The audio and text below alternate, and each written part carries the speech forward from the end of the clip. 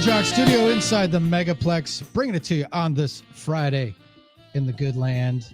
And joining us now, you know what this music means. Time for us to visit with our pal Matt Mueller from OnMilwaukee.com, a man about film on Twitter. Hello, Matt. Howdy, howdy, howdy, howdy. So, all right, weigh in on the topics of the day. First of all, is Chris Middleton's jersey someday going to hang from the rafters at Fiserv Forum? Has to. I actually proposed that question before the playoffs, and he's won a championship, and I think he's in the top 5 leading scorers of all time for the Milwaukee Bucks or something like that. I think he's at least in the top 10. And I think he was the second best player on a finals winning team, the first finals in 50 years for the franchise. We've retired far less deserving numbers. I think Middleton's number should be definitely up there.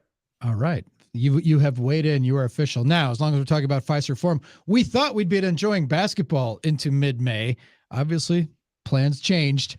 But you were at the building this week for Lizzo, our boots on the ground, for the show of the summer so far. It's not even really summer yet. It's still spring. But please tell us, as our boots on the ground, what did you think of the Lizzo concert?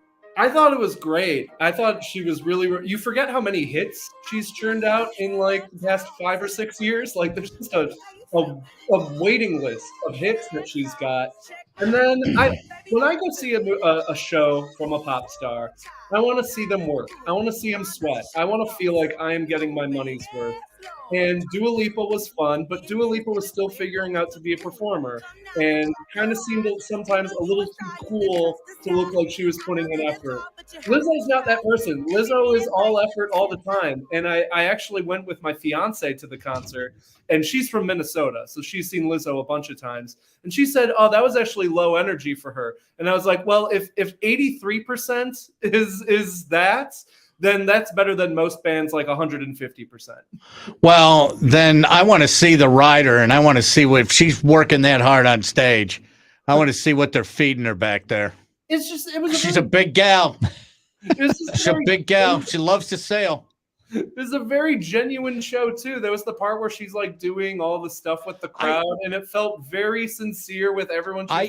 She made a Sheboygan shout out, which you don't normally pronounced it right, too, which is, I think that impressive. I mean, I think that's spectacular that, she's out there. She's a star of that magnitude and isn't succumbing to whatever is the definition of, what a star is supposed to look like. Yeah, or even be like, she's nerdy. She is a nerdy person. She plays the flute multiple times during the concert. I was going to say, how many flute solos were there? I believe there were 4. I think the total came to 4 flute solos, but it was just really good vibes in the auditorium, really great songs, really good energy. It was a blast. It was a concert I would recommend for future attendees. Her overflow gig on the side stage at Summerfest a couple of years ago was well, and there was some controversy after that too, but that was a destination. That was just as she was kind of breaking and getting big. It wasn't quite ran out of Dippin' Dots early though. Yeah, it wasn't quite Imagine Dragons Break the Big Gig level, but it was very much similar of like, oh, we got this star for a ground stage. Oh no, she's blowing up so much bigger than we thought this was good. Uh-oh, are we going to have the capacity? They did, but it was a great get for them that summer. A big deal. What else is happening in your world, Matt, this week? The Admirals, obviously. Very excited. Obviously, I'm very excited about the Admirals. Hopefully they can pull it off tonight with the watch party going on at Goolsby's. We also have, if you're more of a movie person, Fast X comes out this weekend. And I also, this is in the latest crappy streaming news story, Disney Plus is going to be removing a bunch of their original stuff off of Disney Plus, off of Hulu. So it's just one more kind of nail in the coffin of the golden age of streaming, the days when it felt like we could just go on and find everything we ever wanted to watch. It's getting back to that days of the Disney vault and of, physical media. If you don't own it, if you don't have it in your hand. Oh my goodness. They're also the upfronts. The buzz out of Disney is that they're laying off people from ESPN and they're hiring Pat McAfee. but that they might go just straight streaming. Subscription only too. Yeah, straight streaming, like, and they try to It offset feels their like- losses direct to Yeah. consumer. Well, Which feels like trying to goose streaming numbers on some level, right? no, it feels like they're trying to kill it. Well, it feels like, obviously, I think the ESPN streaming service would probably be built into Disney Plus, because Hulu is going to be built into Disney Plus soon. They're going to put all those into one app. And I would imagine they're going to find a way to like weed ESPN onto that one app too, because now they're all talking about bundling. There are, the HBO owner was like, I think streamers got to start bundling their stuff together then. And it was like, congratulations, everyone, we did it. We made worse cable. We pulled it off. We made cable that is harder to figure out what's on, and also probably more expensive in the end. And they don't even make money off of it because there's no ads unless you want to play for an ad tier. Dude, we got a new TV, which is a smart TV, and we were using Roku. And now on the smart TV, we have many of the same apps that we have on Roku, but we can only get to Spectrum on Roku because the Spectrum app isn't on the smart TV. So now we have to go back and forth, and I don't know how to put the box on my TV downstairs because that's where the internet comes in, and it's just a nightmare. It's like, just a flipping nightmare. It's this modern age has forced all of us to become Geek Squad Best Buy workers. Like, we all have to know everything about how all technology works. Like, it's just so much more confusing than it needs to be, and I don't know if it's going to get better because Wall Street likes streaming. They want to see increment. They want to see forever growth. Wall Street does, and they don't want to see steady profits year after year. They want to see you dominating the industry year after year, and that's not sustainable. That's not. Nobody can do it. They want your data, plain and simple. And they want your data is right. And yeah, ESPN's going to launch the subscription streaming service again. Because ESPN Plus is so good. If you like German soccer. The bundles. Yeah, it's just, you're right. We've re-engineered it and we've made it worse. Cable is for all of its flaws. It's probably better because when you flip between apps, there's a lag and it's just, you waste some time. You flip between apps, there's no numbers, and because a guy will memorize. That's what we would do. Even if a guy goes to a hotel, the first thing that you do in the hotel after you get settled in is you memorize the remote. Okay, where's the all right, sleep timer? What numbers do we have? Okay, what's the recall back? What's the back channel? Okay, I got a back. I'm going to flip between these, and then you have to memorize the numbers. Where's ESPN? Where's TNT? Where's Bravo? Right, that's okay. There you go. Right. About the old cable days was back in the days where you would just the Shawshank effect, where something would just be on TV a lot and you would watch it and you'd be like, oh, this is the greatest thing ever. Or like stumbling upon a movie and being like, oh, well, I guess I got to watch the rest of this now. Like, Hunter will never know the glory of the TV shows and movies that became cultural sensations just because they happened to be on or around. Now that everything is on demand, now that everything on my TV is there because I chose it to be there, there's not a sense of like, the knowing what, Clash of the Titans was back in the day. He will never know. He will never know the phrase, all right, let's just watch Titanic. Yeah, he'll never know that. Oh, let's just watch Independence Day. He'll never know what a Ronco ad is. He'll never know set it. Very true. Yeah. Set it and forget it. We're talking to Matt Mueller, a man about film on Twitter, our pal from onmilwaukee.com as we roll into the weekend. All right, you mentioned it. Fast and Furious 100 coming out, or X.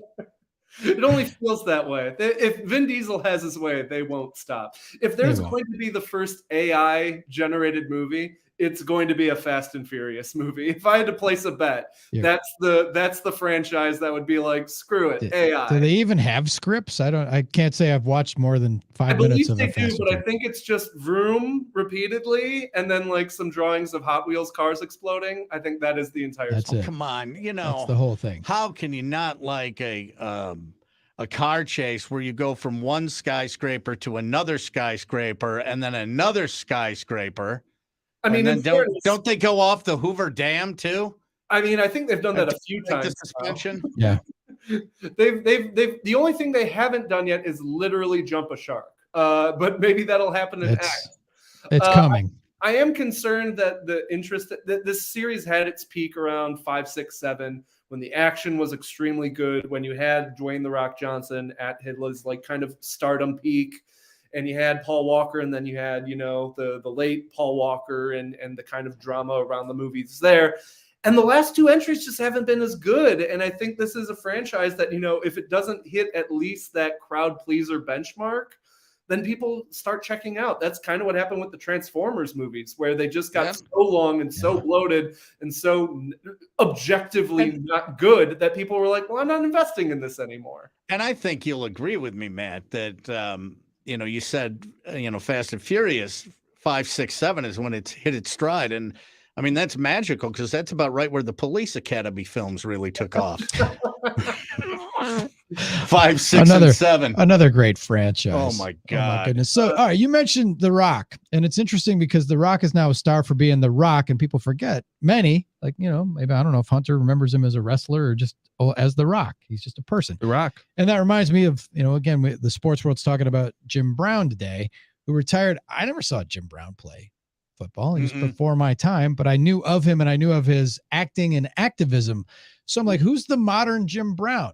We don't have anybody that has made the successful, really, there aren't that many athletes. You can say Dwayne "The Rock" Johnson because he's a huge bankable movie star, but from the major sports, someone who can go and act. I mean, there was Reggie's Prayer. There was I think The Last Dance. Fred Dreyer. Yeah, I think it's been so discouraged for athletes to do that kind of stuff because you had like the Shaq rap career and acting career days in the late 90s. It became like the cliche to try to get into music and acting, and it's like, oh, you're not good at this. And also in this new kind of evolving ring culture where it's like, well, if you're not 100% dedicated to winning a championship every year, no matter what, like, do these guys feel like they have the time to, you know, try playing, you know, try out a movie to try that out? LeBron James is the only one with the leverage to do it because he has the rings. He couldn't have done an acting career when he was still trying to get his first in Miami. So I do think he set the world on fire with Space Jam 2.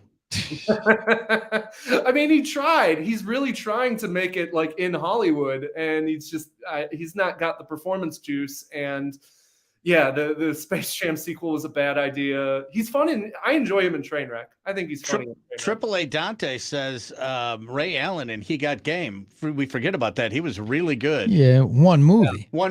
One movie. Kind of, you know. Here's one for you. We were talking about TV. Matt, and Unnamed in the 262 hit us with, Hunter will never know the phrase, hurry up, it's back on. Oh, sure. Like after a commercial? Oh, right. Yeah. But when I was young. Watch it when you were young. Hurry up, it's back on. Hurry up. American Idol. Okay. That's Hunter's favorite. Absolutely. They're gonna go down to the top 2. What did I miss? Yeah. Dim the lights and here we go. Yeah, I was that way the other night for Vanderpump Rules Live. I was just like, tell me what's happening. I'm missing the good stuff. Oh, my God. I got nothing for you. Pick up your things, return to camp. That is too funny. Absolutely too funny. All right, Matt, you started us off. We are all putting positive juju into the universe for the Admirals tonight as they as they take the ice with a 2-1 lead in their series, best of 5 against the always hated but never feared Texas Stars. Down in whatever it is, Cedar Ridge, outside Austin. Oh, it's outside Austin. I thought it was outside Houston, like the old Houston Aeros back in the day. No, it's outside of Austin, so they're hanging out there. So hopefully the Admirals will close things out and get ready to play home next weekend. Absolutely. Yeah, it's nice having a playoff team right now. It would have been nice to have 2, like we thought, but well. Oh, well. Matt, have a great weekend, my friend. We will catch up with you next week. Have a good one, fellas. All right. Matt Miller, a man about film on the Twitter machine from onmilwaukee.com. Check out